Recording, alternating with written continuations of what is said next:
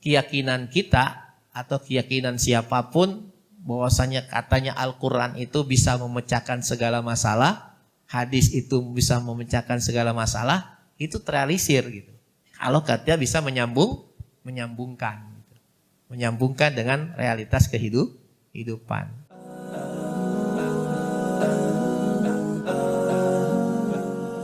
Bismillahirrahmanirrahim. Assalamualaikum warahmatullahi wabarakatuh. Alhamdulillahilladzi ja'alana ummatan wasata litakunu syuhada 'alan nas wa yakuna ar-rasulu 'alaikum syahida. Asyhadu an la ilaha illallah wahdahu la syarikalah wa asyhadu anna Muhammadan 'abduhu wa rasuluh alladzi la nabiyya ba'dah. Allahumma salli wa sallim wa barik ala nabiyyina wa rasulina Muhammad wa ala alihi wa sahbihi ajma'in. Qala Allah Ta'ala fil Qur'anil Karim, a'udzu billahi minasy syaithanir rajim. Ya ayyuhalladzina amanu taqullaha haqqa tuqatih wa la tamutunna illa wa antum muslimun. Shadaqallahul azim wa ba'd. Bapak-bapak hadirin jamaah salat maghrib Masjid Al-Ikhlas yang mudah-mudahan kita semua dirahmati Allah Subhanahu wa taala. Alhamdulillah pada sore hari ini Allah masih berikan kesehatan pada kita, afiah pada kita, sehingga kita bisa melangkahkan kaki kita ke rumah Allah ini untuk melaksanakan ibadah kepadanya. Malam ini kita akan menyelesaikan kajian kita dengan tema Wasatiyatul Islam, moderasi Islam. Terakhir saya sampaikan tentang pemahaman yang kedua, yaitu tentang Mu'tazilah. Ya. Walaupun tidak ada hubungan secara langsung antara Mu'tazilah dengan liberal. Ya. Tidak ada hubungan organisatoris, ya, seperti itu. Tetapi dari sisi pemikiran ada kesamaan. Gitu. Dari sisi pemahaman ada kesamaan. Walaupun tidak semua. Ada juga perbedaan antara Mu'tazilah dengan orang-orang liberal. Artinya orang-orang Mu'tazilah masih mengakui tentang Al-Quran itu sebagai sumber hukum.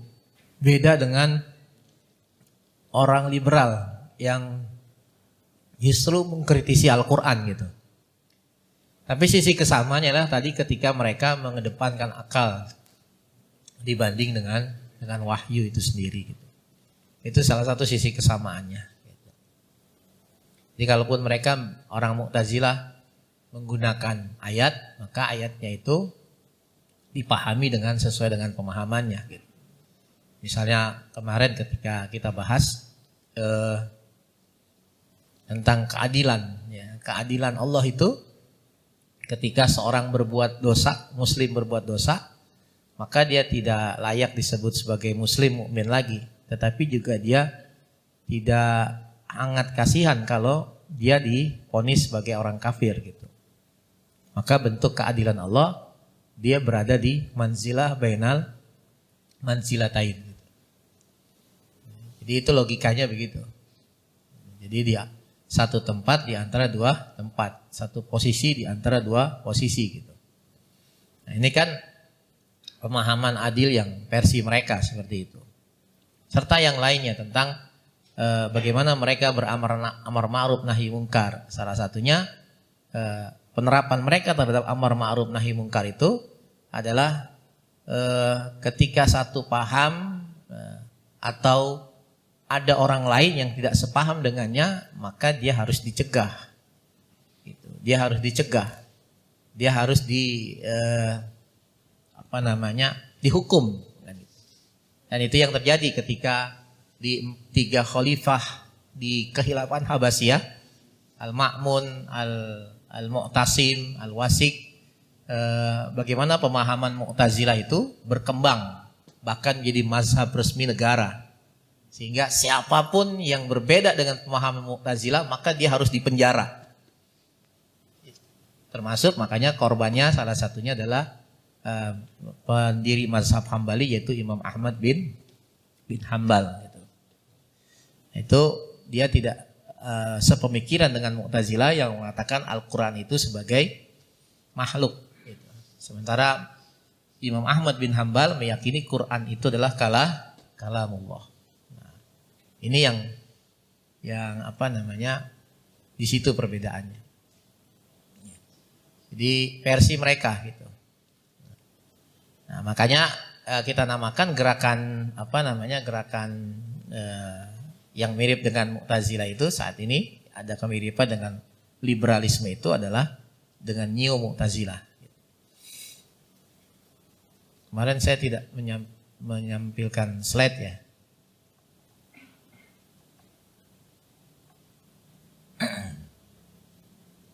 Ini saya bilang itu.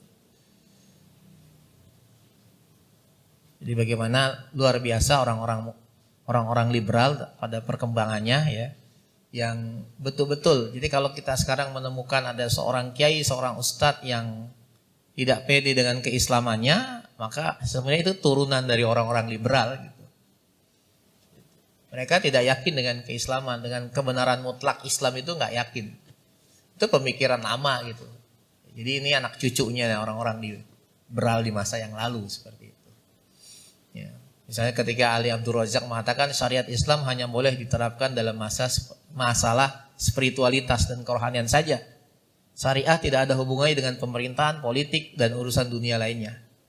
Dakwah Nabi Muhammad bukan dalam rangka menyampaikan agama dan dakwah kepada umat manusia, akan tetapi sebagai perjuangan menuju kekuasaan. Ada tokoh di sini ya, yang mengatakan seperti itu. Nabi Muhammad itu misi dari awal dia diutus itu adalah politis gitu. Dia katakan seperti itu. Jadi ini jelas sekali. Ya, pemikirannya nyambung. Jadi orang-orang liberal sekarang itu menjiplak pemikiran orang-orang liberal sebelumnya gitu. Sebenarnya. Jadi bukan sesuatu yang baru. Gitu. Jadi apa yang dulu dihidupkan lagi. Jadi intinya adalah bagaimana mereka menjauhkan umat ini dari nilai-nilai Islam. Kalaupun pakai Islam maka versi mereka lagi seperti itu. Versi mereka. Maka sekarang ya semakin kacau lah gitu ya. Sekarang dukun-dukun berani udah bikin aksi protes kalau sesajen itu mereka tidak mengatakan siapa yang berani mengatakan syirik saya tantang kan begitu. Jadi panggungnya dapat sekarang. Panggungnya dapat. Bayangkan para kiai, ulama, habaib ditantang seperti itu. Padahal dulu nggak ada dukun yang berani begitu. Seperti itu. Nah ini, jadi semakin kacau karena tadi pemikirannya yang sudah bermasalah gitu. Walaupun yang ngomong gitu juga kita maklum nih, dia ngaku sendiri nggak punya agama gitu. Tapi artinya mereka diberikan panggung untuk mengkacaukan pemahaman umat Islam yang sudah baku dan paling prinsip bahwasanya sesajen itu bagian dari kesyirikan gitu. Jelas sekali. Tuh kalau kita baca komentar-komentar dari tayangan-tayangan YouTube, video YouTube seperti itu banyak yang mendukung. Oh saya sepakat, emang enggak, itu bukan syirik. Selama itu untuk Allah juga gitu, walaupun begitu ya syirik. Nah, itu kan udah terpengaruh banyak sekali. Nah ini, jadi Fuad Zakaria, ini banyak dari Mesir memang. Jadi dia mengatakan syariat Islam tidak bisa disebut sebagai sumber hukum dan menolak bahwa syariat dan hukum-hukumnya selalu relevan pada setiap tempat dan waktu. Makanya orang liberal di Indonesia begitu. Wah ini hukum waris sudah gak sesuai dengan zaman. Jiplak doang sebenarnya. Dengan pendahulunya. Jiplak. Para pejuang emansipasi wanita juga begitu. Gitu. Bagaimana wanita diperjuangkan agar bisa bebas, tidak terkekang dan lain sebagainya. Barat Auda juga begitu. Jadi, memang prinsip-prinsip agama ada yang konstan, sementara kehidupan manusia selalu berubah. Ya, konstan. Ada yang sawabit, baku.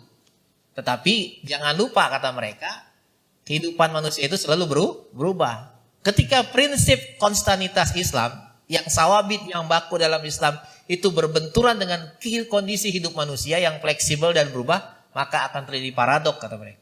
Oleh karenanya pasti ada perubahan pada ajaran-ajaran yang konstan tersebut. Sebab mempertahankan kehidupan manusia yang fleksibel dengan konstanitas Islam adalah mustahil katanya. Karenanya ajaran Islam yang konstan dalam Islam harus berubah. Jadi mereka bukan hanya menyentuh kepada hal yang mutaghayyirat, yang fleksibel, tapi pada hal yang sawabit, yang baku, kalau perlu berubah gitu. Demi menyesuaikan zaman. Mengganti hukum dalam ayat buat orang liberal itu biasa. Harus disesuaikan, bukannya. Jadi pakai wahyu, pakai Quran. Mereka gaungkan gitu ya Quran. Tapi ketika berbenturan dengan keadaan, nih Quran apa keadaan? Maka Quran yang dikalahkan oleh mereka. Harusnya keadaan, realitasnya begitu. Nah, itu yang mereka lakukan. Itu orang-orang Neo Mu'tazilah begitu, atau istilah lain dengan liberalisme seperti itu. Cuman kemarinya nggak begitu laku tuh liberalisme. Kemudian ganti istilah. Ganti istilah dengan Islam Nusantara di Indonesia begitu. Jadi pakai kata liberalisme sudah tidak dilaku, orang udah kecium. Gitu. Dulu kan pusatnya di hutan kayu itu. Ya, seperti itu. Sekarang enggak, ganti biar lebih mengindonesia. Pakailah istilah Islam Nusantara seperti itu. Tapi orang-orangnya dia juga. Semuanya sama. Nah, sekarang kita bicara tentang ciri dan karakternya. Karakternya itu sebenarnya orang-orang liberal itu dangkal pemahamannya terhadap syariat. Secara umum begitu. Ada sih memang orang-orang yang paham gitu ya. Tetapi secara umum begitu. Hampir tidak memahami Al-Quran, hampir. Membaca dengan benar, tidak memahami ulumul Quran, tidak memahami tafsir dan ilmunya gitu. Jadi asal jeblak aja bahasa Betawinya begitu. Yang penting buat mereka statement gitu. Mau benar mau salah itu belakangan. Tidak memahami hadis dan ilmunya, tidak mengetahui ilmu usul fikih, kesepakatan dan perselisihannya. Jadi di fikih itu ada kesepakatan, ada perselisihan. Mereka tidak tahu, tidak mengetahui ilmu fikih, baik fikih mazhab maupun fikih hukum. Tidak mengetahui bahkan bahasa Arab ilmunya. Jadi berani berpendapat tanpa ilmu, mengikuti barat ujung-ujungnya. Barat gitu, pasti barat. Orang liberal itu barat. Ya, yang digaungkan, yang diagung-agungkan itu barat. Meninggikan akal, wahyu. Gitu.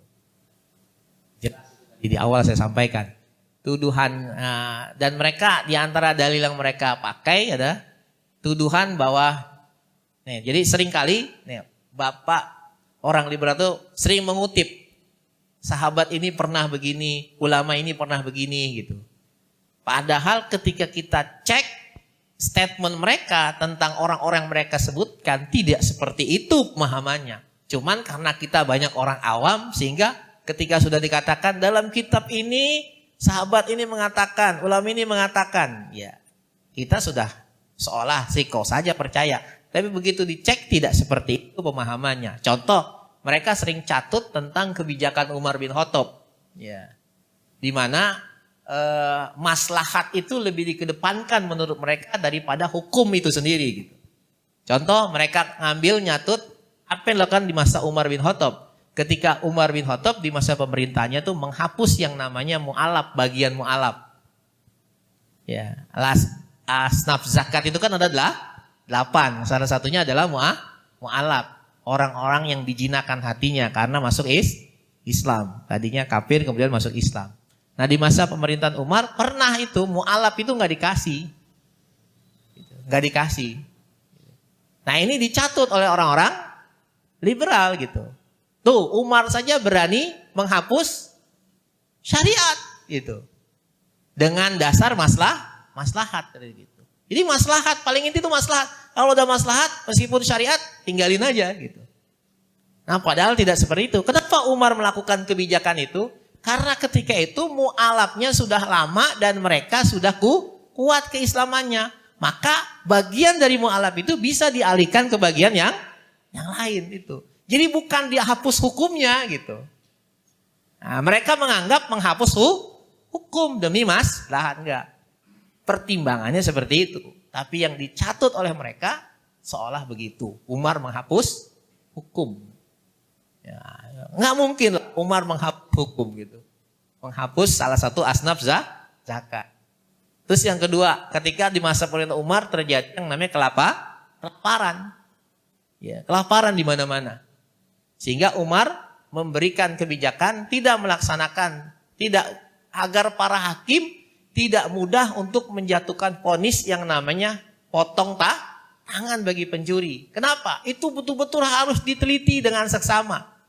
Kenapa? Kondisinya lagi kelaparan. Bisa jadi orang pencuri itu bukan karena profesi gitu.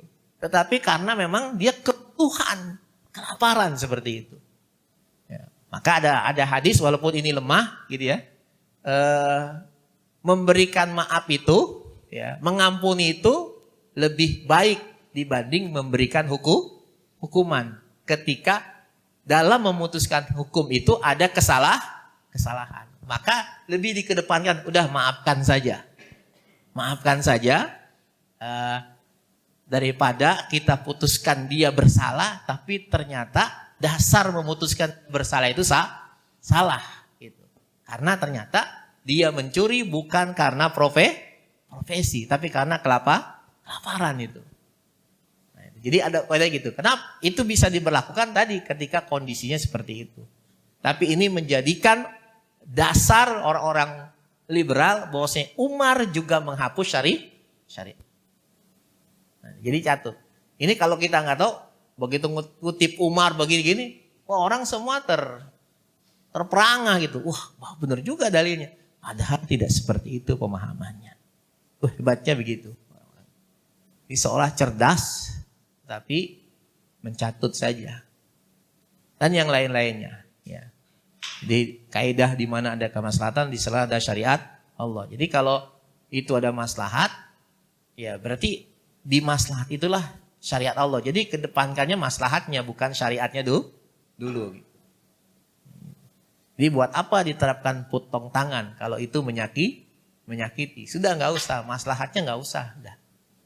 Nah itu yang mereka cari begitu. Dia menghapus sedikit-sedikit hukum-hukum Allah yang nasnya jelas. Maka mereka akhirnya memproduksi yang namanya membuang teks qot'i dan mengambil teks yang mutasyabihat. Padahal qot'i sudah jelas, tapi mereka lebih mengambil yang mutasyabihat, yang masih samar, yang perlu penafsiran. Melawan hukum Islam dan hudud atas nama kemaslahatan. Munculnya pemikiran yang keliru dari seorang ahli hukum. Nah ini tentang pemahaman paradigma New Mu'tazilah atau kita istilahkan dengan liberal. Nah ini namanya ekstrim kiri. Kalau tadi Zohiriyah itu ekstrim kanan. Pokoknya Quran, sunnah, sunnah gitu. Gak boleh keluar dari itu. Sampai-sampai mereka juga gak pakai kias gitu. Ya, sampai-sampai mereka gak pakai kias. Gitu. Jadi mereka menafikan kias, gak boleh, gak ada kias. Udah pokoknya ini Quran, ini sunnah gitu. Dikiaskan gak boleh. Nah, kalau yang ini ekstrim kiri, kebablasan, keluar dari dalil. Kalau tadi ini banget. Nah itu. Nah kita mencoba dengan mengkaji tentang tema ini.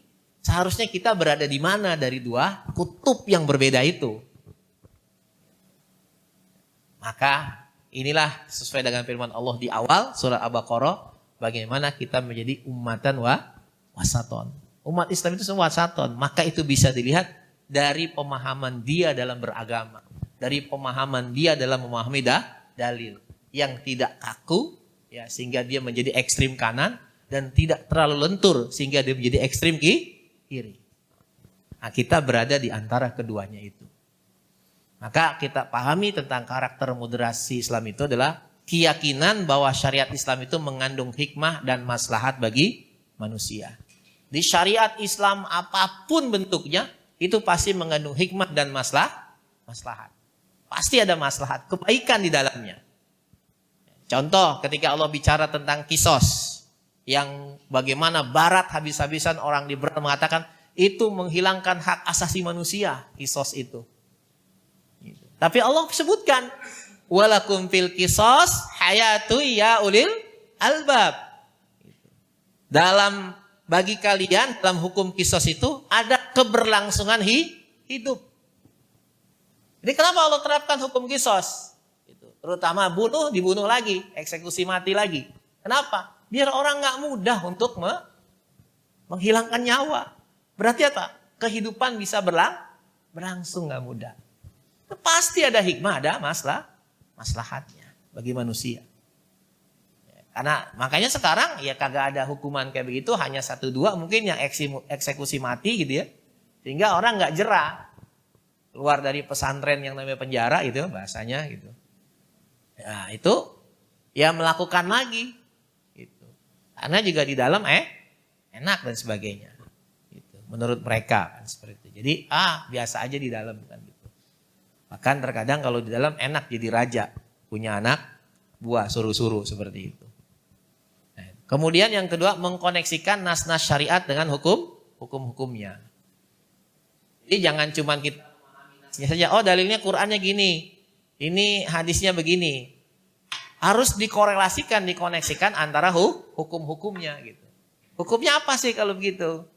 Jangan, pokoknya dalilnya begini. Iya apa? Koneksinya antara dalil itu dengan hukumnya apa? Nah itu yang harus kita pahami. Jangan sampai tidak terkoneksi antara hukum dengan nasnya gitu. Kemudian memandang dengan adil terhadap urusan dunia dan akhirat. Itu karakter moderasi Islam. Gitu. Makanya terkait dengan karakter yang ketiga ini, memandang dengan adil. Bagaimana Ibnu Katsir dalam tafsirnya, beliau menafsirkan ayat ini dengan wabtaghi fi ma ataqallahu daral akhirah wa la tansa nasibaka minad dunya. Kata Ibnu Katsir, istamil ma wahabakallahu min hadal mal al-jazil wa ni'ma at-ta'ilah fi ta'ati rabbik wa taqarrub ilaihi bi anwa'il qurbat allati yahsulu laka bi thawab fid daril akhirah.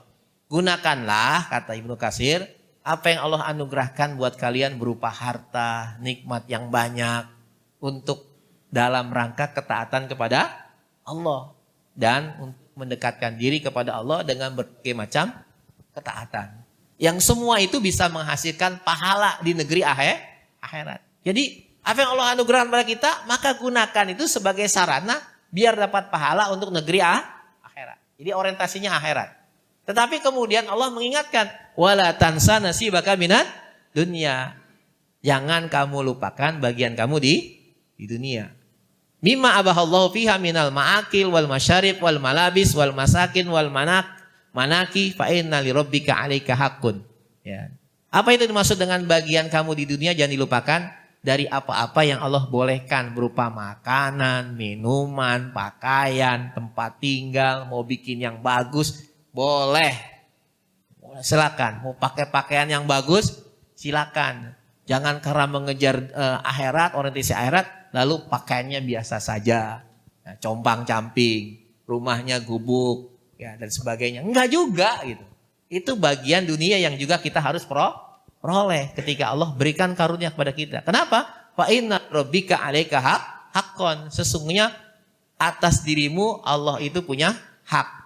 Walid nafsika 'alaika haqqun. Dirimu juga punya hak. Wali ahlika 'alaika haqqun. Bagi keluargamu juga punya hak atas dirimu. Kamu punya kewajiban ke keluargamu. Kalau kamu cuman begitu aja, bagaimana keluargamu? Wali zaujika 'alaika haqqon. Juga istrimu itu punya hak, pasanganmu itu punya hak. Fa'ati kulladzi haqqi haqqahu. Maka keluarkanlah setiap orang yang memiliki hak. Jadi seimbang gitu. Tidak berat sebelah. Gitu. Kemudian menyambungkan teks dengan realita kehidupan. Jadi ya paradigma atau karakter dari moderasi Islam itu. Jadi bagaimana menyambungkan teks dengan realita kehidupan. Ya, dalil itu dengan bagaimana menyikapi kehidupan. Bagaimana dalil dalam menyikapi kehidupan yang terjadi di tengah-tengah kita. Itu harus disambungkan gitu. Agar keyakinan kita atau keyakinan siapapun bahwasanya katanya Al-Quran itu bisa memecahkan segala masalah, hadis itu bisa memecahkan segala masalah, itu terrealisir gitu. Kalau katanya bisa menyambungkan gitu. Menyambungkan dengan realitas kehidupan. Contoh sederhana saja. Ketika kita yang sederhana, misalnya masalah pengobatan. Dulu ketika pertama kali muncul tentang tentang bekam ya, itu booming sekali gitu. Tapi lama-kelamaan bekam menjadi hal yang biasa karena tidak banyak memberikan solusi gitu. Ya. Jadi sekedar bekam itu buat ya kalau habis dibekam enteng gitu saja. Tapi tetap saja penyakit jalan terus gitu ya. Kan gitu. Padahal Nabi ya dengan lisannya yang mulia mengatakan pengobatan terbaik itu adalah bekam. Pengobatan terbaik itu bekam. Bahkan ketika Nabi Isra Mi'raj ya, setiap ketemu dengan malaikat, malaikat mengatakan, "Mur ummataka bil hijamah." Muhammad, perintahkan kepada umatmu untuk berbekam. Setiap ketemu malaikat. Berarti sesuatu yang sangat prinsip gitu. Sangat prinsip gitu. Kita hubungkan teks ini dengan kehidupan gitu. Bisakah bekam yang merupakan pengobatan terbaik yang berdasarkan wahyu itu bisa menyelesaikan masalah kehidupan, dalam hal ini masalah penyakit. Nah, kalau mungkin perlu dievaluasi, sudah ada, sudah diamalkan, tapi kok seperti begitu saja gitu. Ya, berarti kita harus cek apakah ada yang salah dari teknisnya dan lain sebagainya. Karena ternyata saya pernah menemukan sistem bekam, teknis bekam yang ternyata itu menjadi solusi mujarab bagi penyakit apapun gitu. Ternyata di masalah teknis salah satunya. Tinggal bagaimana kita membangun keyakinan ini wahyu ini pasti benar gitu. Gak mungkin Nabi salah gitu. Makanya Nabi gak pernah sakit. Karena beliau rutin berbekam kan begitu. Ya, nah ini. Ya, jadi ada orang yang berobat ya, ke ahli bekam ini. Berangkatnya itu diseret-seret oleh anak dan istrinya gitu. Karena asam uratnya itu sampai 17 gitu ya. Selesai bekam itu pulang jalan lancar aja. Normal gitu. Terus ada yang bahkan sampai tiroid gitu ya. Tiroid di tiroid di leher, tiroid di mata sampai matanya keluar. Di bekam itu ternyata bisa sembuh gitu. Nah itu. Jadi artinya kita harus mampu bisa ini sebagai contoh kecil saja gitu ya. Jadi sesungguhnya wahyu itu, teks itu baik dari Quran maupun dari hadis itu bisa sesuai dengan realita kehidupan. Mengatasi masalah kita dalam kehidupan ini. Nah itu. Kemudian memudahkan manusia dan memilih yang paling mudah dalam semua urusan. Gitu. Jadi karakter Muhammad Simpson memudahkan ya. Gak usah sulit-sulit. Gitu. Ada gini, preman taubat. Ya Pak, preman taubat. Nah, tanya sama Ustadz. Nah kalau preman kan tatonya banyak Pak ya. Tatonya itu enggak tatonya kan enggak satu, enggak bunga kayak orang dulu paling bunga. Kalau ini kan sebadan. Ya, sebadan tuh isinya tato. Pak Ustadz, saya ini mau tobat gitu. Bagaimana cara tobat saya dan sholat saya diterima gak? Nah kalau yang kaku, wah sah Bapak sholat. Jadi Bapak harus hilangkan dulu semuanya itu. Wah, orang berpikir nanti, berat banget. Gitu. Saya harus membersihkan. Waduh, hancur badan saya. Hancur badan saya. Nah, orang yang berkarakter moderat itu enggak begitu. Terima, kamu lakukan. Kamu lakukan. Jadi, jangan kaku. Karena enggak boleh. Ini terhalang kulit kamu dengan tato ini. Jadi kamu bakalan sah sholat. Wudhu aja enggak sah. Enggak ada orang tobat akhirnya. Enggak ada orang tobat. Oh begitu. Makanya banyak orang-orang pang itu, ya, orang-orang pang yang tobat. Totonya tetap sholatnya rajin, tapi totonya banyak banget. Nah itu karena mereka bertemu dengan orang yang pas, berkarakter moderat. Coba lo enggak bisa kabur semua mereka. Nah itu bagaimana kita? Jadi dimudahkan. Jadi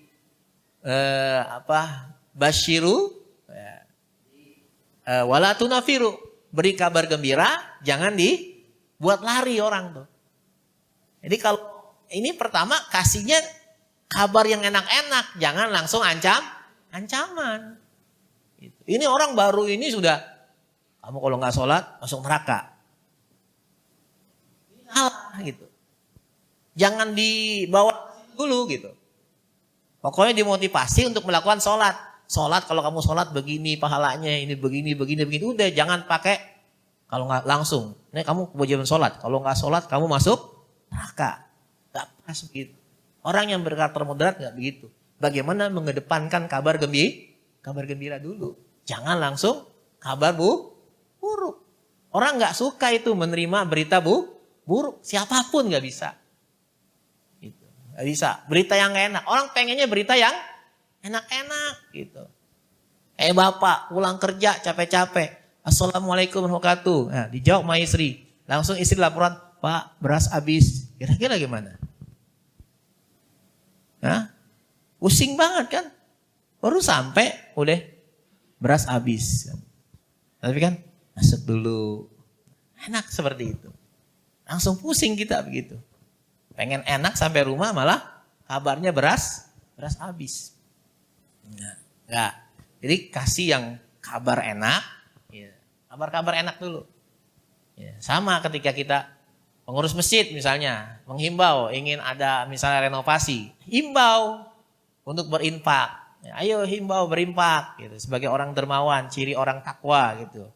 Pertemuan pertama begitu dihimbaunya. Pertemuan kedua masih sedikit tuh kotak isinya kan. Gitu. Nah, tahu gak fadilahnya luar biasa. 1 dibalas 10. 700 kali lipat gitu. Dibuka kotaknya masih sedikit gitu ya. Nah, masih tuh pertemuan ketiga jangan ancaman dulu. Pokoknya himbauan macam-macam. Ntar baru kalau udah ketiga, keempat masih dikit baru. Orang yang gak infak nanti siksanya disetrika di neraka. Nah, itu. Itu udah pamungkas gitu. Jangan langsung buka galangan donasi. Ayo Pak infak sodako. Yang gak infak sodako, pokoknya nanti siksanya disetrika neraka. Orang udah kok langsung yang kagak enak gitu seperti itu. Sama dengan iklan vaksin begitu kan? Itu lebih baik divaksin daripada dibacain ya Yasin gitu ya. Kan begitu. Itu dia. Bahkan bisa dipakai dengan bahasa-bahasa yang lain. Seperti itu. Nah, kenapa? Inna dina yusrun. Sesungguhnya agama itu mudah. Ya. Tidak ada sekali-kali tidak seorang memperberat agama. Melainkan akan dikalahkan. Gitu ya. Dan dalam beramal hendaklah pertengahan. Yaitu tidak melebihi dan tidak mengurangi. Bergembira kalian serta mohon pertolongan di dalam ketaatan kepada Allah. Dengan amal-amal kalian pada waktu kalian bersemangat dan giat. Nah ini Ibnu Hajar ketika mensyarah hadis ini beliau mengatakan Islam itulah agama yang mudah. Atau dinamakan agama itu mudah sebagai ungkapan lebih mudah dibanding dengan agama-agama sebelumnya. Karena Allah Subhanahu wa taala Jalla Jalaluh mengangkat dari umat ini beberapa syariat yang dipikulkan ke umat-umat sebelumnya. Contoh yang paling jelas tentang hal ini adalah dalam masalah taubat kata Ibnu Hajar. Taubatnya umat terdahulu adalah dengan membunuh diri mereka sendiri. Ya, kalau bermaksiat, mau taubat, bunuh dirinya sendiri. Itu paling terbaik dalam taubat. Ya, sedangkan, jadi kalau mau cepat diterima taubatnya, bunuh diri umat terdahulu. Kan gitu yang berlaku bagi umat Nabi Musa diantaranya kan.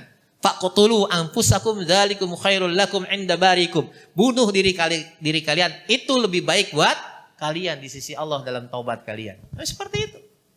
Dengan taubatnya umat ini adalah dengan meninggalkan perbuatan dosa dan berazam berkemauan tidak mengulangi. Cukup seperti itu. Jadi mudah sekali dalam Islam. Jangan Sulit. Kemudian juga karakter Muslim itulah terbuka, dialog dan toleran terhadap pihak lain. Ya. Baik antar mazhab, bahkan antar agama. Moderat saja, biasa saja. Cuman tadi jangan kebablasan. Jangan sampai baca la ilaha illallah di depan ada tuh videonya ya. Baca la ilaha illallah di depan kelenteng ya, gitu ya. Patung-patung di kelenteng. Auzubillah min dzalik. Toleransi yang kebablasan. Masa di situ la ilaha illallah kan? Patung. Itu enggak ini gitu. Enggak habis pikir saya, kok bisa begitu? Kalimat yang mulia dibacakan di situ.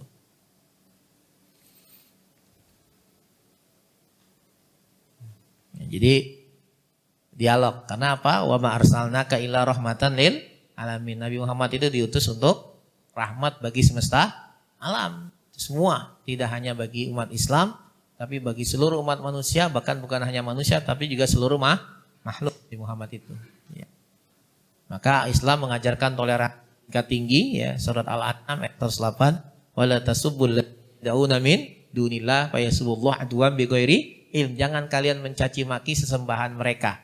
Ya, kamu memaki orang-orang yang menyembah selain Allah, jangan, biarin aja.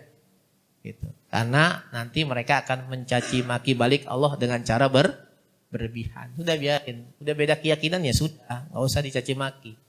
Mereka non muslim ya sudah gitu. Mereka penganut Buddha, penganut Hindu dengan caranya ibadah masing-masing. Begitu juga dengan Kristen, Protestan dan sebagainya. Udah biarin, nggak usah dicaci maki, nggak boleh. Masing-masing. Kebebasan bagi muslim dan muslim untuk memilih dan Allah akan menghisap pilihan itu. Itu kebebasan. Waman syaa falyu'min waman syaa falyakfur. Walaupun ayat ini ancaman sebenarnya. Siapa yang mau beriman silakan. Siapa yang mau kafir juga silakan. Tapi harus siap dengan konsekuensi. Ketika salah pilih kata Allah, inna a'tadna lil dhalimina na'aron ahata biha suradikuha. Allah sudah siapkan buat orang yang zalim, artinya salah pilih. Dia lebih memilih kekafiran, maka Allah siapkan neraka jahanam. Silakan aja pilih kalau dan mengakui eksistensi pihak lain terlah pluralitas agama, mazhab, budaya, falsafah dan ilmu. Keterbukaan pada pihak lain dan respon dan dialog yang objektif dan saling menghormati. Nah, para moderat itu adalah memadukan antara paham salaf dan tajdid.